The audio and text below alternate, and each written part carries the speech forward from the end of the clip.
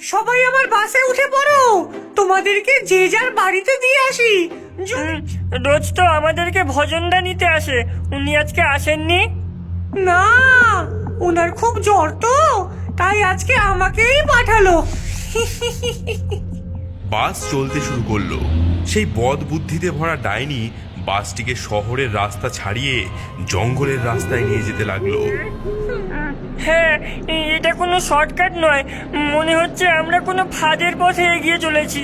আমরা যাচ্ছি ডাইনির জঙ্গলে, আর তোমরা হলে আমার শিকার, আমার লাঞ্চ।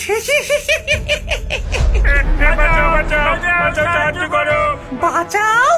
কে তোমাদের বাঁচাতে আসছে? কেউ তোমাদের কথা শুনতেও পাবে না, কেউ তোমাদেরকে খুঁজেও পাবে না। তোমরা এখন আমার ফাঁদে আছো।